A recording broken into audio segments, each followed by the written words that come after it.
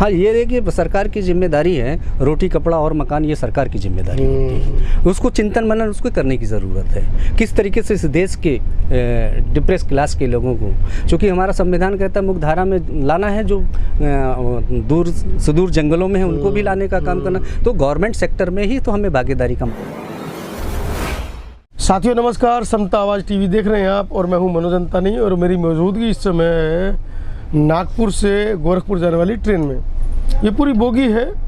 एक समय था जब गले में हांडी और पीछे झाड़ू बांधी जाती थी और डॉक्टर अम्बेडकर के 75 वर्ष के संविधान के इतिहास ने इतना रुख इस देश के अंदर बदल दिया है कि आज हम अपनी ट्रेन, जिस ट्रेन के कभी हम सपने देखते थे कि हमें गांव से चलते हुए दिख जाए तो हमारा लगता था कि जीवन सफल होगा कि हमने ट्रेन देखी है, और आज उसी ट्रेन की पूरी बोगी को बुक कर हम जा रहे हैं। मेरे साथ लखनऊ मंडल के अध्यक्ष भंवर पासवान जी हैं। जानेंगे 2 दिवसीय ऐतिहासिक सम्मेलन संपन्न हुआ है।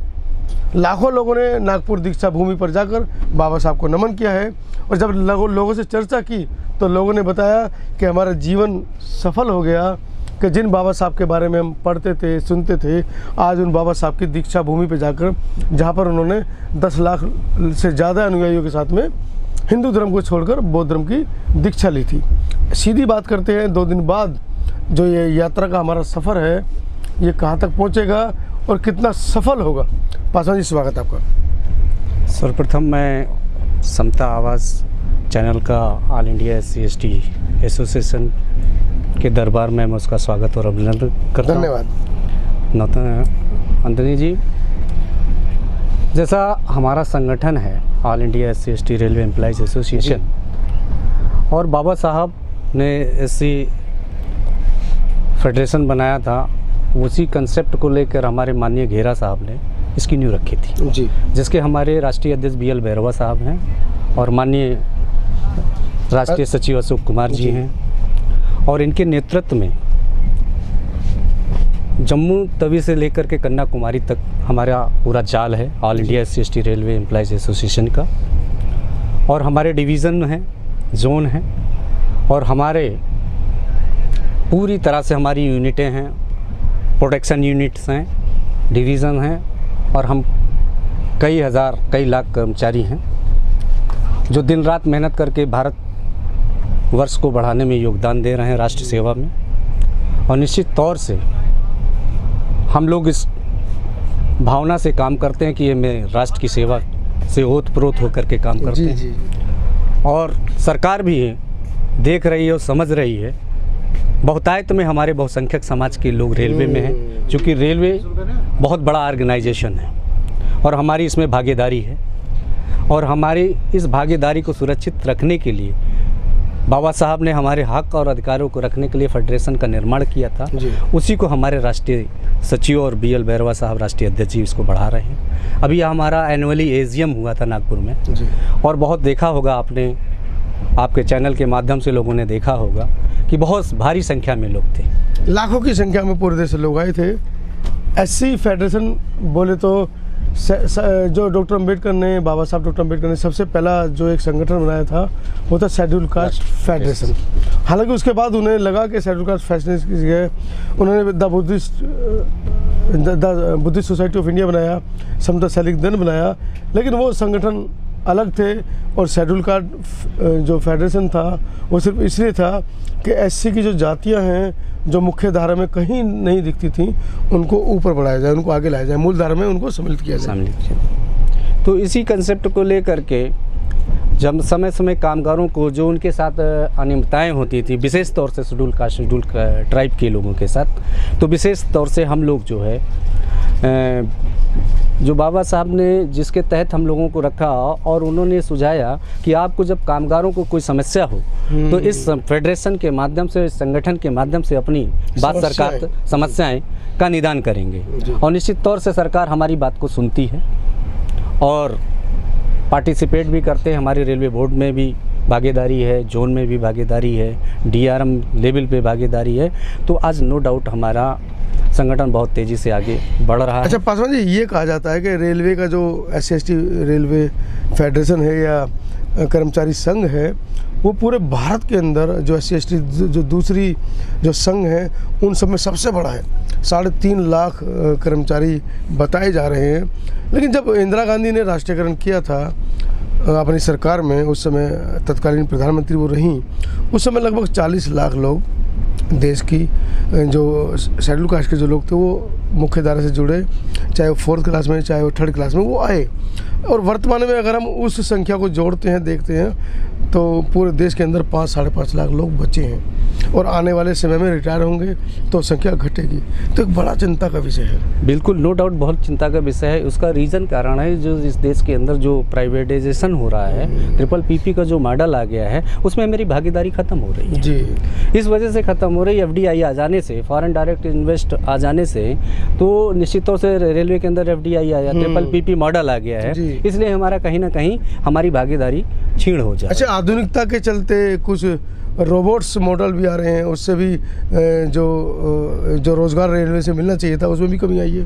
हाँ, ये देखिए सरकार की जिम्मेदारी है, रोटी कपड़ा और मकान ये सरकार की जिम्मेदारी होती है। उसको चिंतन मनन उसको करने की ज़रूरत है, किस तरीके से इस देश के डिप्रेस क्लास के लोगों को, चूँकि हमारा संविधान कहता है मुख्य धारा में लाना है, जो दूर सुदूर जंगलों में है उनको भी लाने का काम करना, तो गवर्नमेंट सेक्टर में ही तो हमें भागीदारी का मामला है। नहीं, ये बात तो आप कह रहे हैं, लेकिन सरकार कह रही है जिन राज्य सरकारों को संविधान से ये मतलब सीधा कमेंट है कि आपको प्राथमिक शिक्षा फ्री करनी है जी। जब बच्चे प्राथमिक शिक्षा नहीं पढ़ पाएंगे, क्योंकि लाखों की संख्या में पूरे देश में गवर्नमेंट स्कूल बंद कर दिए गए हैं, अब तो हम पढ़ेंगे नहीं, लिखेंगे नहीं, आगे बढ़ेंगे नहीं, तो प्राइवेट सेक्टर में नहीं पहुंच पाएंगे ना। बिल्कुल नहीं पहुंच पाएंगे। और जो भारतीय संविधान कहता है उसके अनुसार सरकार को काम करना चाहिए। सीधा सरकार, हमारा संविधान कहता है ना, शिक्षा रोजगार फ्री करो, सबके लिए करो। क्या ज़रूरत है प्राइवेट सेक्टर की? जरूरत, हमारे जो स्कूल प्राइमरी स्कूल हैं उनको अगर अच्छा अपडेट कर दिया जाए तो ज़रूरत ही क्या है,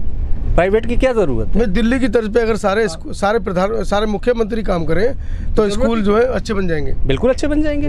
क्या इससे पहले वहाँ से IAS नहीं निकले या PCS नहीं? जब प्राइवेट नहीं थे, हमारे गवर्नमेंट सेक्टर के थे, स्कूल शुरुआत हुई। आज भी जो IAS PCS है वो गवर्नमेंट स्कूल के निकले। बिल्कुल, नो डाउट। ये तो सरकार की जिम्मेदारी है, सरकार को लेना है इस बात की जिम्मेदारी।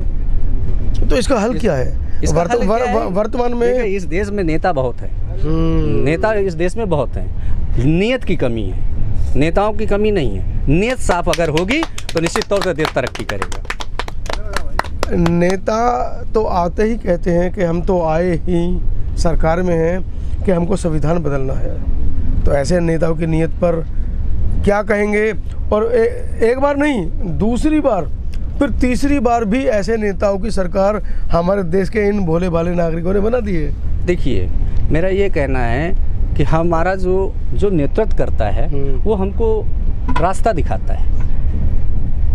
तो हमारा जो अगुवा है, जो नेता है, जो मेरा हुक्मरान है, जो हमको पॉलिसी बनाता है, जो पॉलिसी मेकर है, हम उसको मैंडेट दे करके उसको विधानसभा में भेजते हैं, पार्लियामेंट में भेजते हैं। अगर वो अपनी ड्यूटी नहीं निभा रही है तो जनता की कमी है, हमारे नेताओं की कमी है। वो तो कह रहे हैं कि हम आपके वोट से आए नहीं, हम तो EVM से आए हैं भाई। वो तो पता चले। मैं तो मेरा कहना है कि पहले पॉलिटिकल रिजर्वेशन खत्म कर देना चाहिए जी। नहीं, वो तो डॉक्टर अम्बेडकर ने भी कहा, बाबा साहब ने कहा, वो तो 10 साल के लिए था। तो 10 साल को कहाँ, इस पे कहाँ डिबेट होता है? वो तो अपने आप बढ़ा देते हैं। 75 साल बाद भी मैं तो यही देखता चला आ रहा हूँ। हालांकि 10 साल वाला आरक्षण आज तक खत्म नहीं किया गया, और जो आरक्षण मतलब इस समुदाय की उन्नति के लिए था उसको खत्म करने की बात चल रही है। ये कर भी दिया है, ये दिख भी रहा है। सने सारी चीजें खत्म होती जा रही जी। तो ये तो पॉलिसी गवर्नमेंट को सोचना है, चिंतन मनन उसको हमने अपने नेताओं को भेजा है रिजर्वेशन सीटों से। तो भाई सरकारी सेक्टर बचे नहीं, निजीकरण में रिजर्वेशन नहीं है, उस पर क्या कहना है? निजीकरण नहीं होना चाहिए। निजीकरण से विशेष तौर से SC/ST OBC के जब हमको डायरेक्ट रिक्रूटमेंट में, एम्प्लॉयमेंट में मौका मिला तभी तो हम आए गवर्नमेंट सेक्टर। तो ये दिक्कत आ गई। तो यहाँ पर ये लेख है इसको दूर करना होगा, इस कमी खामियों को दूर करना होगा, तभी देश तरक्की करेगा। जब तक भारतीय संविधान में ये मंशा है कि अंतिम पायदान को मुख्यधारा में लाना है, मेन स्ट्रीम में, इसको हमारे जो बैठे हुए पार्लियामेंट के अंदर लोग हैं, हमारे सदस्यगण और विधानसभाओं में जो बैठे हैं, उनको पॉलिसी बनाना है, इस तरीके की पॉलिसी बनाना है कि जो छूटे हुए लोग हैं। फिलहाल अभी बहुत अच्छी बात हमारे रेल मिनिस्टर साहब ने कहा कि अभी जो है जनरल कोच बढ़नी है। ये बहुत ही प्रशंसनीय काम। सेंट्रल गवर्नमेंट का 12वां साल है, अब उनको याद आया है। याद अभी क्या था, पहले आप देखते थे कि जब हम लोग बॉम्बे को लिए जाते थे तो इकोनॉमिक क्लास के लोग जिनके पास पैसा था वो रिजर्वेशन करा के जाते थे, लेकिन जनरल कोच भी इधर बीच में कम हो गए। तो उसमें क्या होता है, बॉम्बे की अगर मुझे देखना है तो ग्रामीण अपने पैसे से किसी भी तरीके से करके वो पहुंच जाता था बॉम्बे, और जब वहाँ की चमक दमक देखता था तो उसके अंदर एक आइडिया आता था, बिजनेस का आइडिया आता था तमाम सारे। तो वो लोगों के लिए भी चिंतन मनन करने का सरकार का काम है, और निश्चित तौर से कोच बढ़ेंगे तो निश्चित तौर से लोग शहर की ओर प्लान करेंगे।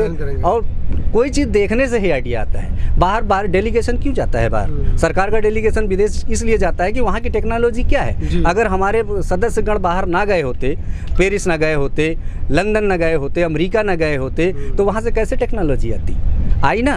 तो देखने से आइडिया आता है। इसी तरीके से गांव के लोग जब शहर में आएंगे तो उनको देखने का एक मौका मिलेगा, समझने का एक मौका मिलेगा, उनके अंदर एक चीज़ें आएंगी। जी। तो आगे आएंगे। पासवान जी ने कुछ मुद्दे छेड़े हैं, उन मुद्दों के ऊपर मुझे लगता है कि देश के नागरिकों को ध्यान देना चाहिए, क्योंकि टेक्नोलॉजी की बात जहाँ पर आ रही है और वहीं सरकारें कह रही हैं कि हम हिंदू राष्ट्र बनाएंगे। हिंदू राष्ट्र का मतलब है कि वैज्ञानिक युग का खंडन करना और हल्दी, गोमूत्र और गोबर के साथ जो रोटी खाने की वीडियो वायरल हो रही है उसको दिखाना। कुछ और साथी चर्चा में है। मंडल मंत्री जिंदाबाद, जिंदाबाद, जिंदाबाद। बाबा साहेब अमर रहे, अमर रहे, अमर रहे। बाबा साहेब अमर रहे, अमर रहे, अमर रहे। माननीय अशोक कुमार जिंदाबाद, जिंदाबाद, जिंदाबाद। माननीय BL वर्मा जिंदाबाद, जिंदाबाद, जिंदाबाद। आवाज दो, आवाज दो।